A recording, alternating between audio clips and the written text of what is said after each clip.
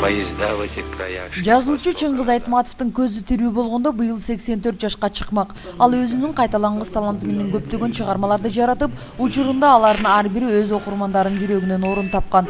Маркумдун жаркын элесине арналган иш-чара бүгүн Москва шаарында өткөрүлүп, улуу инсандын адамдык касиети жана жасаган эмгектери жөнүндө эскерип өтүштү. Чингиз Айтматов.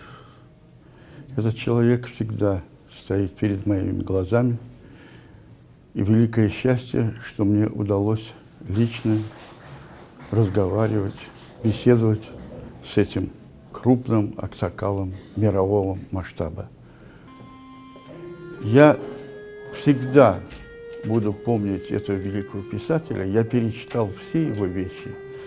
И не только его крупные произведения, как «Плаха» и «Дольше века длится день», но и замечательные его рассказы «Тополек мой в красной косынке» и многие-многие другие. Светлая ему память. Бүгүнкү күндө Айтматовдун чыгармалары дүйнө жүзүндө 80ден ашык тилге которулуп, көптөгөн сыйлыктар ыйгарылган. Жакында Санкт-Петербург шаарында өткөрүлгөн парламенттер аралык ассамблеяда да жазуучунун урматына Чыңгыз Айтматов атындагы сыйлык уюштурулуп, мурдагы союздун курамына кирген мамлекеттерде орто мектептердин программасына жазуучунун чыгармаларын окутуу демилгеси көтөрүлгөн. Мындай саамалыктар бир гана улуу инсан үчүн эмес, жалпы кыргыз эли үчүн да чоң сыймык дейт Ибрагим Жунусов.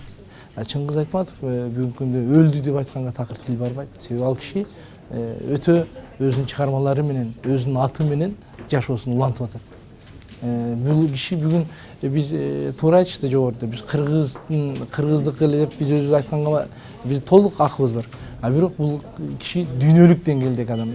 Өз убагында Жамила, Кызыл жолук, Жалжалым, Ак кеме, Гүлсарат жана Эрте келген турналар сыяктуу чыгармалары дүңгүрөп эл оозуна алынып, кино жаатында да бир канча ийгиликтерди багындырган. Алардын ар биринен үзүндүлө, повесть романдарынан алынган сүрөттөрдүн топтомдору улуу жазуучунун 85 жылдык мааракесинде коюлмакчы. Эмемдиги жылы Айтматовдун 85 жылдыгына мындан дагы чоң иш-чараларды Москва өкмөтү менен биргелешип, Айтматовдун чыгармаларына тартылган сүрөттөрдү, Айтматовдун чыгармаларына жазылган спектакльдер, кино тасмалар, анан ушу бүт кыргыздар жашаган жерде, кыргыздар эмес, башка элдин улуттары деле ушуларды тартып атат. Ошолордун бир 85 жылдыгын өткөргөндө чоң иш-чаралар өтмөкчү.